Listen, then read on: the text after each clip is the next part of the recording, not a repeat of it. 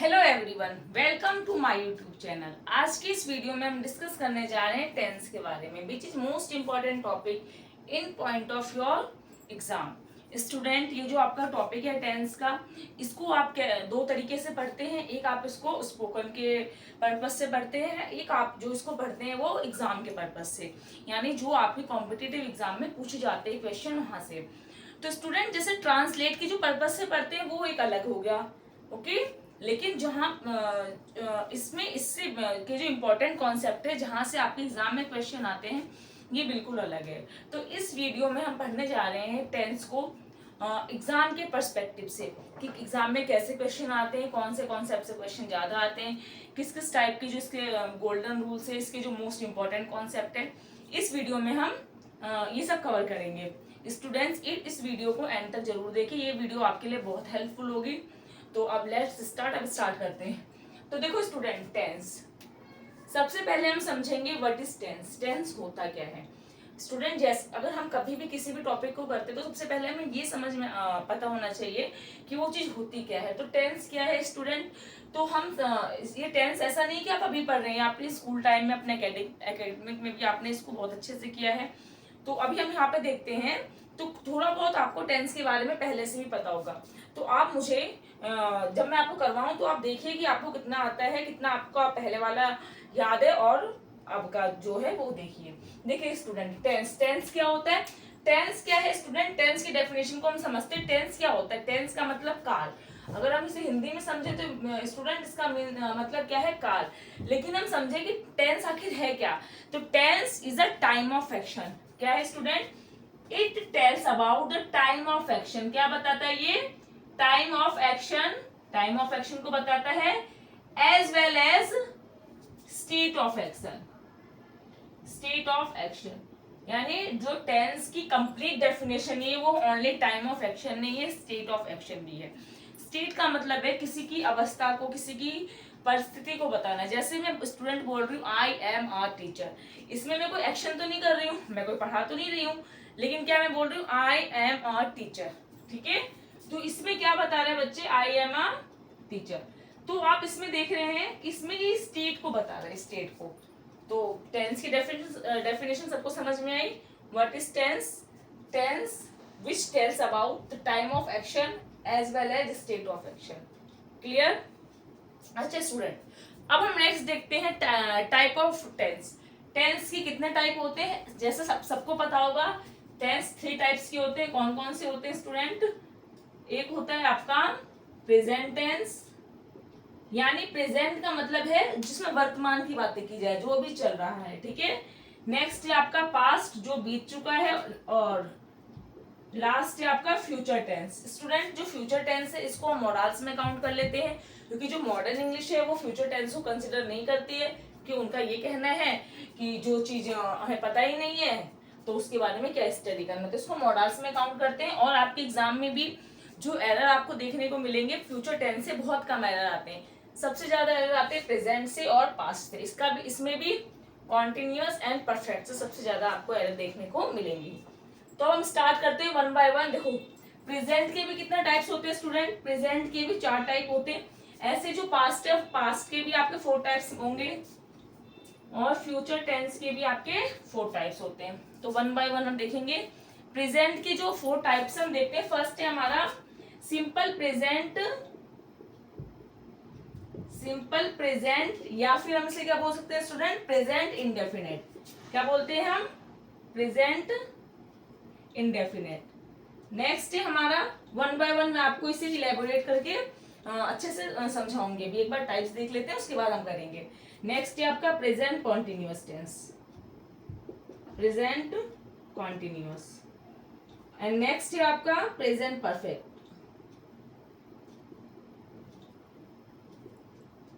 Last है आपका present perfect continuous. अब स्टूडेंट देखो, ये जो फर्स्ट है आपका present, simple present and present indefinite, what is the difference between simple present and present indefinite, कोई मुझे बता सकते हैं?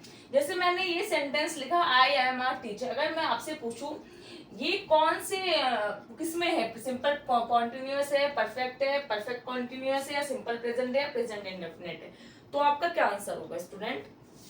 ऐसे में एक और लिख लियो, he was a king, he was a king. तो अब बस आप मुझे ये बताएंगे अभी कि ये जो है, ये जो दो सेंटेंस आप देख रहे हैं यहाँ पे, इसका टेंस कौन सा है, ये कौन से, मतलब ये किस में है, प्रेजेंट में है, पास्ट में है, फ्यूचर में है, और अगर प्रेजेंट में है, अगर ये पास्ट में है, तो कौन सा पास्ट का कौन सा टाइप है, प्रेजेंट का कौन सा टाइप है?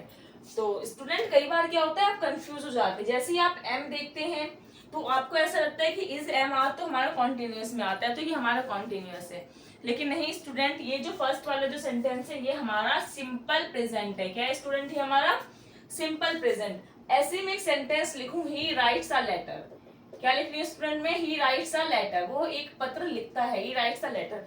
अगर अब मैं आपसे पूछूं कि ये कौन सा है, आप ये बता सकते हैं क्या? तो ये क्या हो जाएगा, ये अगर मैं बोलूं आपसे कि ये सिंपल प्रेजेंट है या प्रेजेंट इंडेफिनिट है, तो आपका आंसर क्या होना चाहिए, ये प्रेजेंट इंडेफिनिट है। क्या है स्टूडेंट? ये आपका प्रेजेंट इंडेफिनिट है। और जो फर्स्ट वाला था हमारा, फर्स्ट वाला क्या है हमारा, सिंपल प्रेजेंट।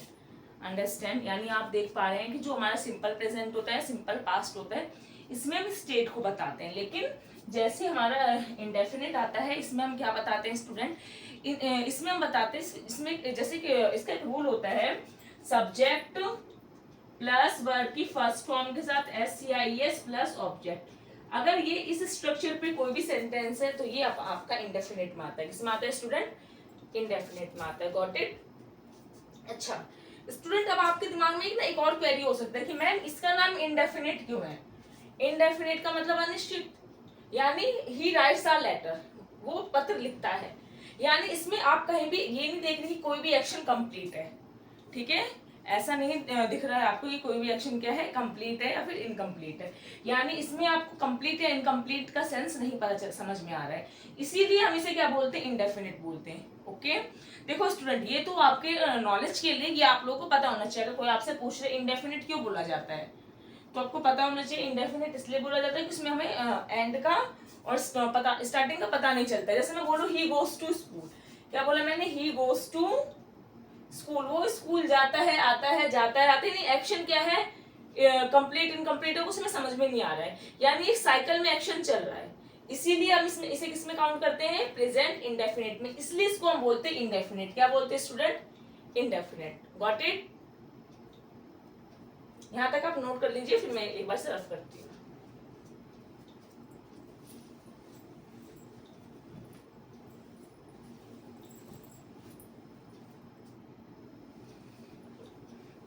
तो स्टूडेंट यहां तक आप क्लियर हैं? तो सबसे पहले हम देखने जा रहे हैं प्रेजेंट इंडेफिनिट और सिंपल प्रेजेंट को।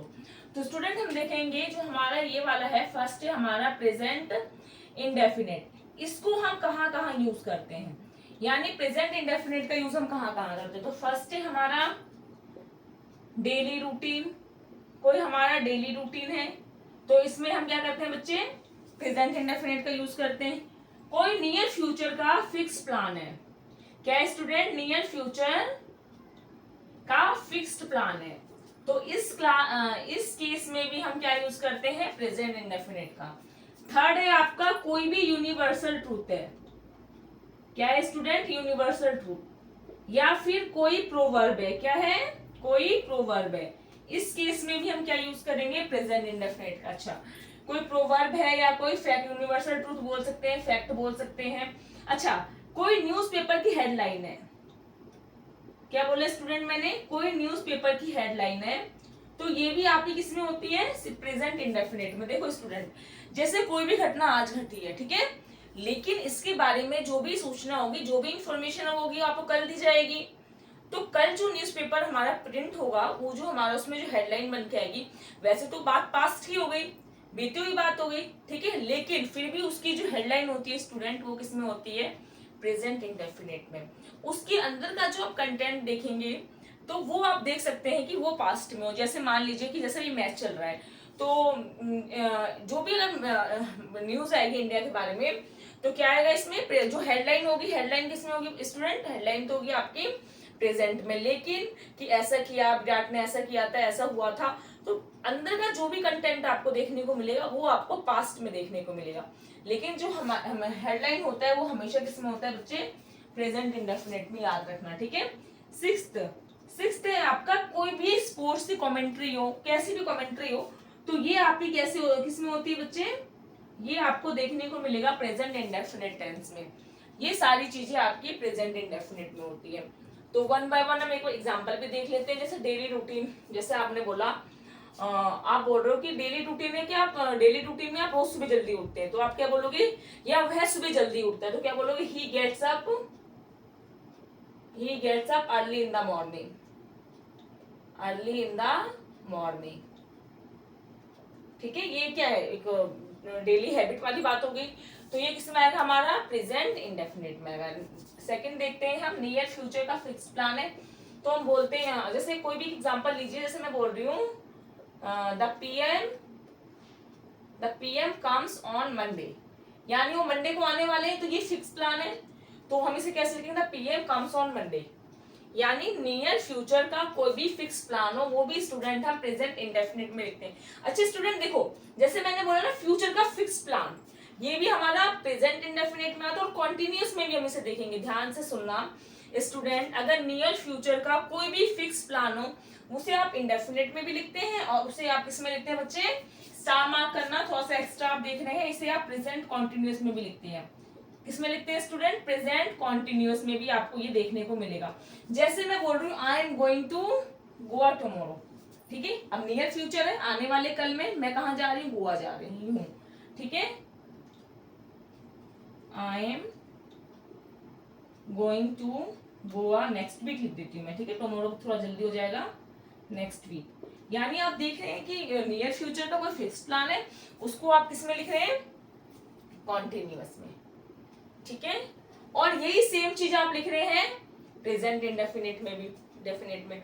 तो स्टूडेंट अब आपके दिमाग में यह है कि मैम कब हम कॉन्टिन्यूअस में लिखे फ्यूचर का फिक्स प्लान को, कब हम इंडेफिनिट में लिखे, ये आ सकता है आपके माइंड में, क्लिक कर सकता है। तो स्टूडेंट ध्यान रखना, अगर कोई भी फॉर्मल इंफॉर्मेशन है, ठीक है, कोई भी चीजें फॉर्मली की जा रही है, ठीक है, तो देखो मेरा नेक्स्ट वीक गोवा जाना कोई इतना खास नहीं है, लेकिन जो पीएम आ रहे हैं तो ये क्या फॉर्मल हो गया, इसमें एक फॉर्मेलिटीज वगैरह पूरी की जाएंगी, ठीक है। तो याद रखना है स्टूडेंट, कोई भी इवेंट ऐसा है जो फॉर्मल इवेंट है, कैसा इवेंट है स्टूडेंट, फॉर्मल इवेंट है, तो उसमें उसे हमेशा आप किसमें लिखेंगे, प्रेजेंट इंडेफिनिट में, ठीक है। हमें लिख देती हूँ फॉर्मल इवेंट। अगर आपको कोई भी फॉर्मल इवेंट देखने को मिले, ठीक है, तो वो हमेशा किसमें आएगा, अगर नियर फ्यूचर का फिक्स प्लान है और वो प्लान कैसा है स्टूडेंट, फॉर्मल है, तो हमेशा उसे आप लिखेंगे इंडेफिनिट में। लेकिन इनफॉर्मल है तो उसे आप किसमें लिख सकते हैं, कॉन्टिन्यूअस में। जैसे मैंने लिखा I am going to Goa next week जा रही हूँ, लेकिन मैंने इसे विल और शैल के साथ यूज नहीं किया, मैंने किसके साथ यूज किया, आई एम गोइंग टू, यानी कॉन्टिन्यूअस के साथ। अगर इनफॉर्मल है, अगर कोई भी इवेंट ऐसा है, कैसा स्टूडेंट इनफॉर्मल है, तो उसे आप किसमें लिखेंगे, प्रेजेंट कॉन्टिन्यूअस में। अगर फॉर्मल है तो किसमें लिखेंगे आप उसे, प्रेजेंट इंडेफिनिट में। नेक्स्ट देखते हैं बच्चे, यूनिवर्सल ट्रूथ या फैक्ट में सबसे इजी जो आप स्कूल से पढ़ते हुए आ रहे हैं, सन राइजेज इन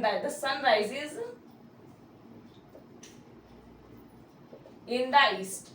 तो स्टूडेंट आप देख रहे हैं इस सेंटेंस को भी मैंने कैसे लिखा है, प्रेजेंट इंडेफिनिट में, देख रहे हैं, राइजेज, यानी वर्ब में जैसे हम ऐसे ये ऐड करते हैं, ये हमारा कैसा बन जाता है, सिंगुलर हो जाता है। Okay, got it. तो इस यूनिवर्सल ट्रूथ है, कोई फैक्ट है, ऑल इज वेल, से बोलते हैं ना, all is well if ends well, अगर अंत भला तो सब भला। तो स्टूडेंट ये क्या है, ये तो एक प्रोवर्ब हो गया, ठीक है, all is well, all was well नहीं, ऑल इज वेल, सब बढ़िया है, इफ एंड्स वेल, ठीक है। और न्यूज़पेपर की कोई भी हेडलाइन है, जैसे विराट ने छक्का मारा, या किसी ने भी, तो क्या क्या बोल सकते हो, धोनी स्ट्राइक्स 4, चौका मारा, ठीक है। तो कोई भी न्यूज़पेपर की जो भी है, कोई भी हेडलाइन है या कुछ भी है, तो आप उसको किसमें लिख सकते हो, न्यूज़पेपर की कोई भी हेडलाइन है उसे आप प्रेजेंट इंडेफिनिट में लिखते हो। कोई भी कमेंट्री है तो कमेंट्री को भी आप स्टूडेंट किसमें लिखते हो, प्रेजेंट इंडेफिनिट में। जैसे देखो ये आपका, सपोज करो कि ये आपका हेडलाइन है, सेम आपका कमेंट्री भी हो सकता है, ये आपका हेडलाइन भी हो सकता है, ये आपका कमेंट्री भी हो सकता है। अच्छा, धोनी स्ट्राइक 6 फोर्स, या लिख देती हूँ 5, धोनी ने 5 चौके मारे, तो ये आपका हेडलाइन हो सकता है। अच्छा, इसी को मैं लिख रही हूँ सिंगल सेंटेंस में, ठीक है, यहाँ पे मैं विराट लिख देती हूँ, विराट स्ट्राइक्स, ठीक है, 6 वंस अगेन। तो ये क्या हो जाएगा, कमेंट्री, ये आप कमेंट्री हो गया। गॉट इट, मेरी बात समझ में आ रही है आपको? क्या बताया मैंने, न्यूज हेडलाइन, हेडलाइन को मैंने कैसे कन्वर्ट कर दिया कि धोनी स्ट्राइक्स 5 4, ठीक है, 5 4, 4 चौके मारे उसने, ठीक है। तो ये क्या हो गया, ये हेडलाइन बन सकता है, लेकिन मैं सिर्फ एक छक्के की बात कर रही हूँ, तो ये आपका कमेंट्री हो सकता है। तो ये आपका है कि जहाँ पे आप प्रेजेंट इंडेफिनिट को यूज करते हैं स्टूडेंट, तो ये जगह है जहाँ पे आप प्रेजेंट इंडेफिनिट को यूज करोगे। इसको आप एक बार नोट करें, इसके बाद जो इसके रूल्स होते हैं उसको मैं करवाऊंगी।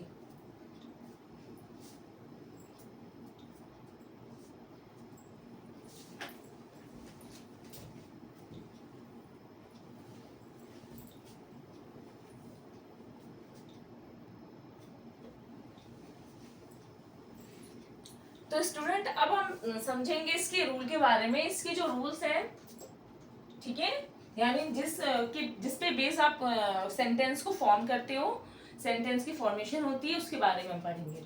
तो इसका जो फर्स्ट है आपका, ये आपका असर्टिव है। असर्टिव सेंटेंस, या इस असर्टिव सेंटेंस में कौन कौन से होते हैं स्टूडेंट, अफर्मेटिव एंड नेगेटिव। तो इसको मैं सिंपल लिखती हूँ अफर्मेटिव सेंटेंस, फर्स्ट लिखती हूँ मैं अफर्मेटिव सेंटेंस, अफर्मेटिव सेंटेंस, ठीक है। यानी जब इसका आप नॉर्मल सेंटेंस बनाएंगे इंडेफिनिट का, तो कैसे फॉर्म करते हैं, ठीक है। सेकंड आपका इसमें क्या देखने को मिलेगा आपको, नेगेटिव सेंटेंस। जब हम इसका नेगेटिव बनाते हैं प्रेजेंट में ही, अगर आपको कोई सेंटेंस नेगेटिव में फॉर्म करना है तो कैसे फॉर्मेशन होगी। थर्ड है आपका इंटेरोगेटिव सेंटेंस। क्या है स्टूडेंट, थर्ड आपका इंटेरोगेटिव सेंटेंस। यानी इंटेरोगेटिव सेंटेंस की फॉर्मेशन कैसे होगी स्टूडेंट, इसको बहुत ध्यान से देखिए। इस वीडियो में कुछ भी ऐसा कॉन्सेप्ट नहीं होगा जो आपका छूट जाए, मिस हो जाए। Got it? तो इस वीडियो को आप बहुत ध्यान से देखिए। फोर्थ है आपका interrogative negative, interrogative negative sentence. तो देखिए, एक बार मैं इसमें सेंटेंस बताती हूँ किस किस टाइप के सेंटेंस। जैसे अफर्मेटिव सेंटेंस में नॉर्मल कि मैं स्कूल जाता हूँ, ठीक है, और कैसे कुछ भी बोल सकते हो जो आपका इंडेफिनिट में आ जाए। मैं रोज ये काम करता हूँ, ठीक है। तो इस टाइप के सेंटेंस जिसमें नॉट ना है, जिसमें नेगेटिव वर्ड कुछ भी ना है, नॉट, नेवर, कुछ भी ऐसा ना है, उसे बोलते हैं अफर्मेटिव सेंटेंस। Got it? तो अफर्मेटिव सेंटेंस का जो स्ट्रक्चर होता है, बनाने का जो फॉर्मूला होता है, वो क्या होता है आपका स्टूडेंट, सबसे पहले आप लिखते हैं सब्जेक्ट को, उसके बाद वर्ब की फर्स्ट फॉर्म, उसके साथ एस या ईएस ऐड करेंगे, देन ऑब्जेक्ट, ठीक है। क्या होता है, सब्जेक्ट, वर्ब की फर्स्ट फॉर्म, एस या ईएस प्लस ऑब्जेक्ट। अच्छा, अब जो बच्चे बिगनर हैं, बिल्कुल स्टार्टिंग से कर रहे हैं, तो आप समझिए, अगर वर्ब की फर्स्ट फॉर्म में हम एस या ईएस का ऐड करते हैं, अगर हमारे पास स्टूडेंट सब्जेक्ट क्या है, सिंगुलर है, अगर हमारे पास सब्जेक्ट सिंगुलर है, अच्छा आई भी सिंगुलर होता है, लेकिन आई के साथ एस या ईएस यूज नहीं करते हो, आई गोज टू स्कूल नहीं होता है, I go to school. Got it? Except लिख लेना, एक्सेप्शन है, एक्सेप्ट आई को छोड़ के, ठीक है।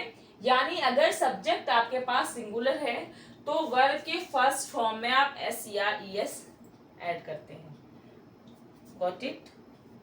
Getting my point? अगर आपको समझ में आए या कोई भी डाउट हो स्टूडेंट, तो आप मुझे कमेंट बॉक्स में पूछ सकते हैं, ठीक है। तो क्या बताया मैंने, वर्ब के फर्स्ट फॉर्म में एस या ईएस का यूज करोगे जब आप देखोगे सब्जेक्ट हमारे पास सिंगुलर है, तो सब्जेक्ट देखो, वर्ब को आप कैसे यूज करते हो स्टूडेंट, सब्जेक्ट के अकॉर्डिंग यूज करते हो। अगर आपके पास सब्जेक्ट सिंगुलर तो वर्ब भी सिंगुलर होना चाहिए, तो आप क्या यूज करोगे, वर्ब में एस या ईएस ऐड करते ही वो सिंगुलर बन जाता है, ठीक है। यानी जैसे आप वर्ब में एस या ईएस ऐड करोगे, वर्ब कैसा हो जाएगा स्टूडेंट, आपका सिंगुलर हो जाएगा। Always remember this. अच्छा, अगर नाउन में कभी भी अगर आप एस या ईएस ऐड करते हो स्टूडेंट, तो ये हमेशा आपका प्लूरल होता है। कैसा होता है, प्लूरल होता है। लेकिन वर्ब में अगर हम कभी भी एस या ईएस ऐड करते हैं, तो ये आपका हमेशा सिंगुलर होता है। जैसे मैं लिख रही हूँ, ही वो फुटबॉल खेलता है। क्या लिखा मैंने, क्या बोल रही हूँ मैं, कि वह फुटबॉल खेलता है, तो मैं क्या बोलूंगी, ही प्ले फुटबॉल। बताओ क्या एरर है इसमें, ही प्ले फुटबॉल, नो। सब्जेक्ट क्या है बच्चे, सिंगुलर है ना, वह खेलता है, यानी एक ही बच्चा है, जब भी तो मैं ही बोल रही हूँ। तो प्ले नहीं आना चाहिए, क्या आना चाहिए, प्लेज आना चाहिए। अच्छा, ऐसी में अगर ही की जगह दे कर दूं तो क्या आएगा स्टूडेंट, अगर मैं ही की जगह दे जैसे ही मैं लिखती हूँ, यहाँ पे सब्जेक्ट कैसा हो गया, प्लूरल हो गया, वे हो गया, दे का मतलब वे होता है। अब सब्जेक्ट कैसा है, मेरे पास प्लूरल है, तो वर्ब भी कैसा आना चाहिए, प्लूरल आना चाहिए, they play football. Got it, getting my point और not, write in comment box. तो ये आपका हो गया अफर्मेटिव सेंटेंस का। अफर्मेटिव सेंटेंस का मतलब एक नॉर्मल सेंटेंस जिसमें नॉट, नेवर इस टाइप का कुछ भी ना हो, यानी ना नकारात्मक कुछ भी ना हो, उसे बोलते हैं हम अफर्मेटिव सेंटेंस। इसका फॉर्मूला क्या होता है, सब्जेक्ट वर्ब की first form SCIS plus object. Verb की फर्स्ट फॉर्म में SCIS ऐड करके हम वर्ब को सिंगुलर बनाते हैं। अगर हमारा सब्जेक्ट सिंगुलर है तो हम SCIS ऐड करते हैं, अदरवाइज हम क्या ऐड करते हैं, विदाउट SCIS, अगर सब्जेक्ट हमारा प्लूरल है तो। अच्छा स्टूडेंट, आपके माइंड में ये हो सकता है कि मैम आप मुझे ये बताइए कि यू के साथ हम क्या लिखें, यू कि तुम पत्र लिखते हो, यू राइट अ लेटर या यू राइट्स अ लेटर। तो स्टूडेंट ध्यान रखना, जो यू है आपका, यू आप एक पर्सन के लिए भी यूज करते हो और मोर देन वन के लिए भी आप यू यूज करते हो। I am talking to you, I am talking to all of you, दोनों ठीक है ना। तो आप यू को आप दोनों के साथ यूज करते हो, यू को हम जनरली प्लूरल लेके चलते हैं, तो हम इसमें ऐसे ऐड नहीं करेंगे, you write a letter, you write a letter, okay, not you writes a letter, ध्यान रखना। Except you, I and you भी मैं लिख दे रही हूँ, यू के साथ भी हमेशा आप इसको भी प्लूरल लेते हो। यू आर स्टूडेंट बोलते हैं, ठीक है, यू इज अ स्टूडेंट नहीं बोलते हैं। Got it, getting my point. यहाँ तक आप एक बार नोट करें, फिर मैं आपको आगे करवाती हूँ।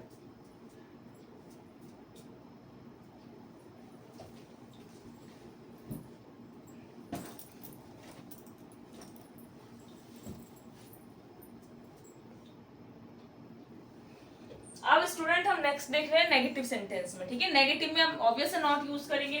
तो स्टूडेंट आप इसको कैसे बनाएंगे, इसका जो स्ट्रक्चर है कैसे बनाएंगे, कि आप इसको ऐसे बनाने वाले हैं, सब्जेक्ट प्लस में क्या बताया था मैंने, वर्ब की फर्स्ट फॉर्म के साथ SCIS, then not, then object. क्या इसका स्ट्रक्चर ऐसे बनेगा, नो एंड नेवर। कभी भी इसको आप इस तरीके से नहीं बनाएंगे। इसका जो स्ट्रक्चर होता है नेगेटिव सेंटेंस का, सब्जेक्ट प्लस डू और does plus not plus V1 then object. Got it. अगर देखो स्टूडेंट इसमें क्या आ गया, डू एंड डज, तो डू का जो आप यूज करते हो हमेशा always use for plural subject. अगर प्लूरल सब्जेक्ट है आपके पास तो आप क्या यूज करते हैं स्टूडेंट, डू यूज करते हैं। And does is use for singular subject, singular, ठीक है। अच्छा आई भी सिंगुलर, लेकिन आई के साथ आप डू यूज करते हो, ध्यान रखना। सिंगुलर के लिए क्या यूज करते हो बच्चे, डज, एक्सेप्ट आई। एंड अगर आप यू को भी अगर आप सिंगुलर लेते हो तो भी आप उसमें डू यूज करोगे, ठीक है। तो डू और डज का समझ में आया आपको। अच्छा स्टूडेंट देखो, इसमें आप वर्ब की फर्स्ट फॉर्म के साथ S या ES यूज नहीं करते हो। तो क्या रीजन है आप यूज नहीं करते हो, देखो डू क्या किसके लिए यूज कर रहे हो, अगर सब्जेक्ट क्या है, प्लूरल है, जैसे मैं बोल रही हूँ, एक सिंपल सा एग्जांपल लेते हैं कि वह पत्र नहीं लिखता है, तो मैं क्या बोलूंगी, ही। अब ही क्या है बच्चे, सिंगुलर है, तो इसके साथ मैं क्या यूज करूंगी, does not write a letter, he does not write a letter, वह पत्र नहीं लिखता है। तो ही सब्जेक्ट कैसा है बच्चे, सिंगुलर है, तो आपने क्या यूज किया, डज यूज किया। इसमें आप S या ES ऐड नहीं करते हो, रीजन ये होता है क्योंकि आपने S या ES पहले से ही डज में यूज कर लिया है, ठीक है, इसीलिए आप यहाँ पे S या ES यूज नहीं करो। स्टूडेंट अभी मैंने क्या बोला कि वह पत्र लिखता है, लेकिन आप मुझसे क्वेश्चन पूछ सकते हो, क्या क्वेश्चन पूछ सकते हो स्टूडेंट आप मुझसे, सॉरी स्टूडेंट वो कुछ काम आ गया था। देखिए तो क्या बताया मैंने आपको, सब्जेक्ट अगर आप आपके पास सिंगुलर है तो आप क्या यूज करते हैं, डज यूज करते हैं, ठीक है।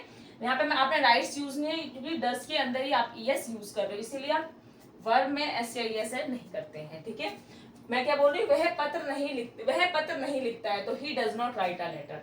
लेकिन मैं बोल तो रही हूँ वह पत्र नहीं लिखता है, लेकिन जब मैंने लिखा है तो आ लेटर लिखा है। What is the reason, what is reason behind this, why I write before letter, क्योंकि लेटर क्या है आपका एक नाउन है, और कैसा नाउन है बच्चे यहाँ पे, सिंगुलर काउंटेबल नाउन है, इसीलिए आर्टिकल का रूल कहता है अगर सिंगुलर काउंटेबल नाउन के लिए हमेशा आप आर्टिकल ए यूज करते हो, तो इसीलिए मैंने यहाँ पे क्या लिखा है, ए लिखा है। Got it.